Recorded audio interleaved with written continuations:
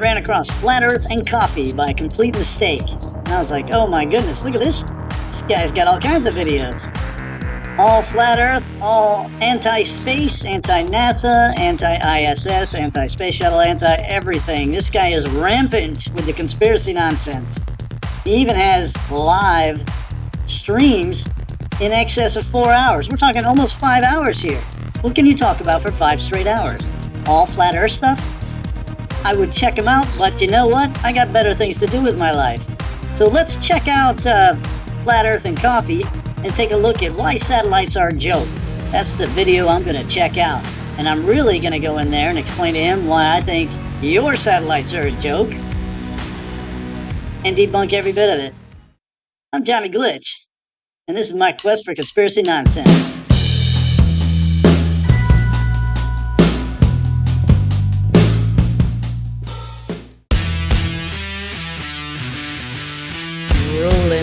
Rolling. Okay, I was looking through the comments here because I was trying to figure out where my reply went. You ever did that? You reply to somebody's comment and you're like, where did it go? I don't know where it went. Alright, so anyway, let's look at Flat Earth and Coffee today. Why satellites are a joke. Okay, this should be fun. Let's go. Video, I want to talk about why satellites are a joke. So without further ado, we're going to cover 9 reasons why I feel satellites are a joke. So reason number 1, you've seen a satellite being deployed. So if you've ever seen a satellite being deployed. It's the entire thing. I'll just stop him right there. I'm not going to sit here and listen to him go through every single item. Okay. You've seen a satellite being deployed. That'll be the first one. We'll go from there and we'll see what happens, huh? Let's roll. All right. Okay, go for it. Satellite being deployed, you'll know the hilarity of this of satellites. So this first clip we're going to look at came from this video here, which is from the International Astronautical Federation YouTube channel. And it's from 1984, STS-51A Discovery. And let's just go right to that video. That is just a quick scenes of life in orbit. Our first task, of course, was to deploy Telesat.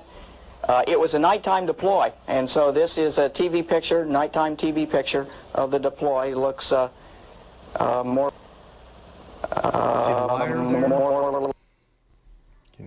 There's the wire pulling the little model satellite out of the model space shuttle. So if you want to see this video for yourself, I won't, for brevity, I won't replay it, but just go to YouTube and search 1984 STS-51A Discovery. Or if you want to type in the URL directly, this is the URL. Feel free to stop the video and type that in. The next video I'm going to show you is from 1983. Wait a minute. That it? That's all the video there is? You're going to show on a wire and then say, look, it's a wire, everything's fake, moving on. I thought you were going to have something else to solidify your position, or at least help to prove your decision that this was fake immediately, which doesn't make any sense to me, but wait, back up. This is interesting. Okay, I put a white box around here with a center line. That center line is the actual center of that box. You notice the lens flare, or not the lens flare, the glare, that huge glare mark on the satellite is just to the left of the center line. Now you see this, I want to show you this, how perfectly balanced that satellite is.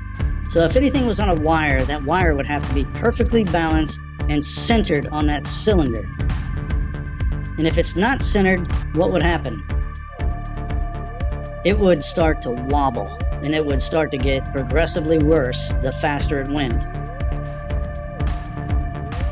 Look how perfectly balanced that thing is. Okay, I'm going to let it rise up here. I'm going to adjust the box around the satellite as it rises. You get up there, the angular size is going to shrink a little bit. Right there, I'll shrink the box just a little bit. Okay, from the top part, there we are.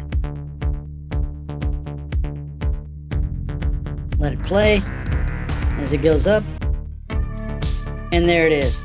There's your supposed wire or cable. It's to the left of the box. Let me adjust the box again. Even when the box is centered again, that wire you're looking at up there is still to the left of center. So what did I say about a wire not being centered on a cylinder? If you're trying to spin the cylinder, if the wire is not perfectly centered, it's going to wobble. And it certainly throws it out of balance. Let it go from... Yep, still to the left. I'm going to bring it back a little bit. Again. Launch. I'm going to leave that box where it is as it goes up. The angular sides of that satellite. Note where the string of that supposed cable wire is to the left of that. Now I'll bring it all the way back to the beginning. Look where that glare is at. In the exact same position. Is it a glare? Evidence says yes, it is. And I'll throw some more proof in there. How about this one? Here's a picture of the actual camera you just saw taking the video. This camera is mounted in the payload bay of the space shuttle, of each space shuttle.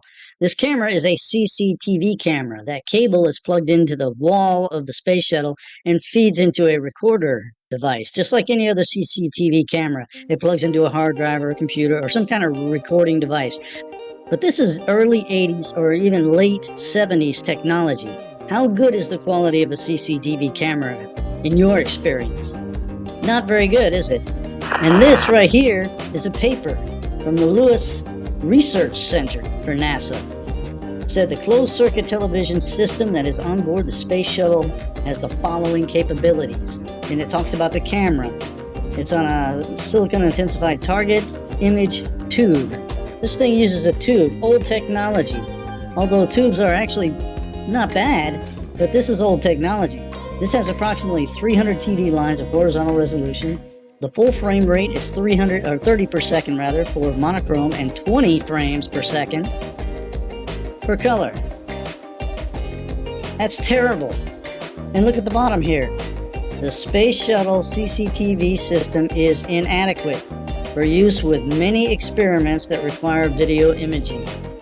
This camera, although good for taking just standard video, it is not high definition, and the frame rate is terrible, and monochrome is different than color, and it gets lines all over the place. Here's another paper, High Resolution, High Frame Rate Video Technology Development.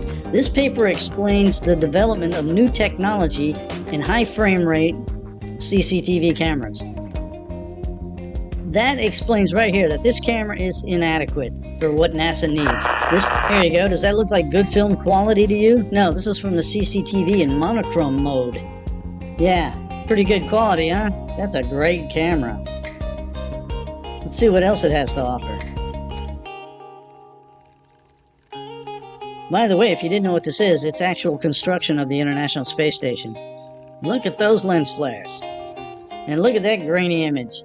Look at those lines coming off of that. And that's what's causing your supposed wire and cable pulling up that satellite that's uneven as hell and should make it wobble and go nuts. Yep, there's your cables. Enjoy. Now you can get to the next segment, and we'll see what else he has to talk about. Feel free to stop the video and type that in. The next video I'm going to show you is from 1983. STS-8 Challenger came from the same YouTube channel. And if you want to search for this video, it's 1983 STS-8 Challenger, or you can just type in this URL directly. Let's check it out. There were very few vibrations of any sort. Here's a picture of the... And do you see the giant head here? There's the nose, eyes, forehead, mouth.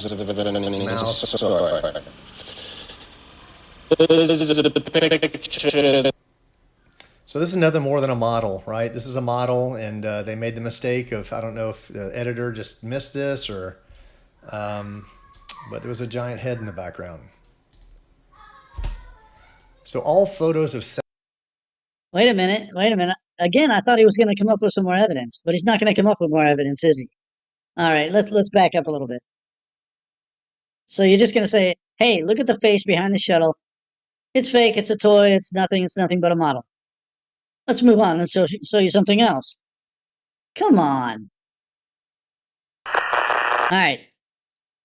Here we are looking at the back of the shuttle. Again, the camera resolution is not that great. By the way, this is not a CCTV camera this time.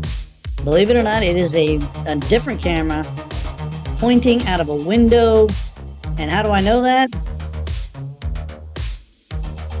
Because this is the actual astronaut inside the shuttle with a camera pointing out that little window. Right above his hand there is a camera, and it's mounted right there in the window. And they're pointing out, looking out at the payload bay. So guess whose face is behind the shuttle? Huh. Alright, there's the shadow. Right there, I drew a circle. I drew a circle over that little gray spot for a reason. But look at the astronauts, or the face. There's some black boxes or whatever in front of him. Believe it or not, that black box is the freaking camera in front of the freaking window, pointing back at the freaking shuttle bay. Alright, look at this blue circle I drew. As it goes out, right there. You notice here, I'll back it up a little bit. Look at the color of that dark gray patch. There, it's dark, and when he goes in front of it, it turns light, and you can see his shadow. The only way that can happen is if the image of the face, if the image is in front of the shuttle, to make that gray spot change color. You don't believe me yet? Here we go. Look at it in slow motion as he backs up. From the start, he'll back into the scene here, and you'll see that dark patch change color as he goes in front of it. And then he'll look through the camera eye to make sure, I guess, that the camera is lined up.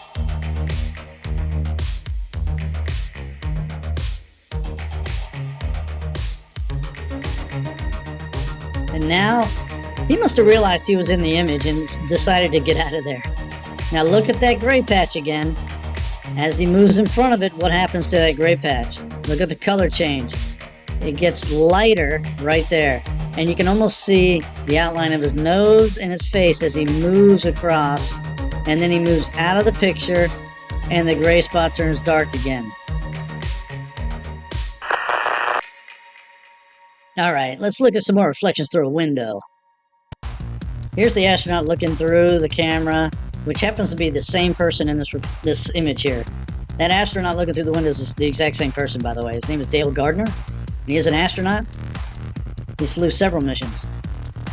Now watch as the face goes in front of that dark gray area. Oh, I won't show it again. That's fine. We got more reflections for you if you're bored with the original. Look at all the reflection coming off that window. There's another one on the right side.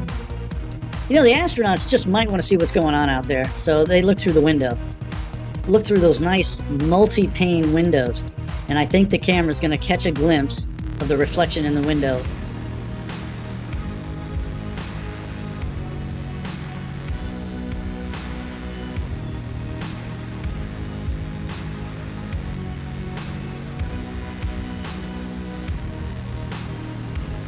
And here's my final proof.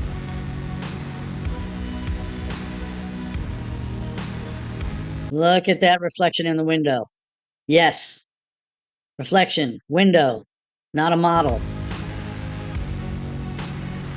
You can't see photos of planes from space. So what does that mean? Well, let's add a little context to this. What's the busiest airport in the world? It's the Atlanta airport, which continues to be the world's busiest airport with 4.7 million seats. And we'll switch over to Google Earth here. And this is Atlanta's airport.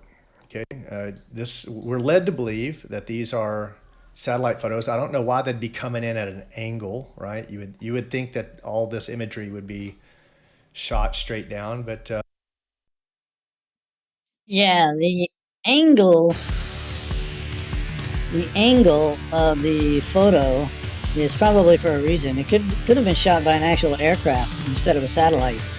But if you want straight down satellite images, think about what you're saying. The satellite would have to be directly overhead.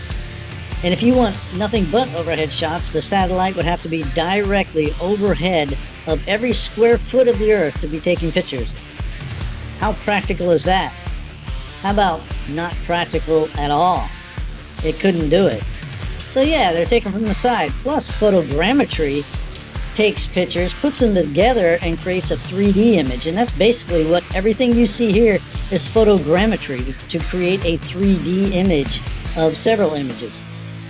So even this picture isn't real, but it's a very accurate representation of what the real airport looks like, yes. And it's probably taken from real pictures, but they're meshed together to give you a 3D image. Anyway, let's go. But if we zoom out, now we can see these planes, no problem. Look at this. I can zoom in.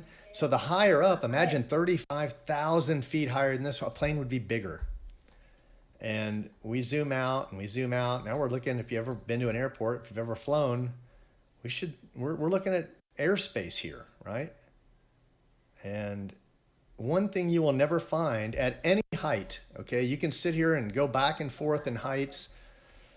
You're never going to find an airplane, right, of any kind, over any airport, anywhere in the world. And You won't find any airplane at any airport anywhere around the world. Are you sure? Let's find out.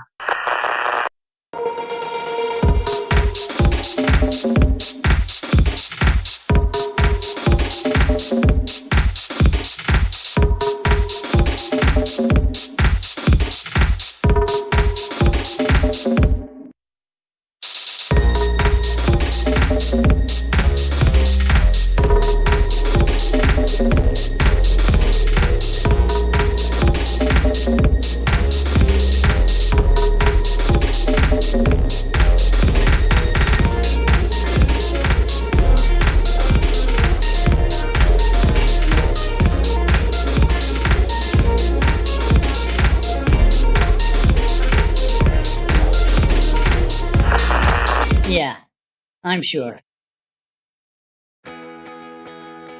Okay, Flat Earth and Coffee's got a little bit more in this video than I thought. I'm going to end it here at about 18 and a half minutes. I'm not going to go any further. I'll make this part 1. Look out for part 2. I want to finish Flat Earth and Coffee's video about why satellites are a joke, because I'm not done telling him that your satellites are a joke. Because I'm ready to move on and I'm ready to finish this video, and I want to make sure I cover all the points in Flat Earth and Coffee's video, and this includes many things. The rest of the 9 points that he wants to point out, I've got to debunk every single one of them, and I'm only on number 3. So, where is it, number 4? Who cares? Doesn't matter. I'm going to come back to it and visit it. Look out for the second part of this. I'm coming back, because I'm Jonni Glitch on a quest for conspiracy nonsense.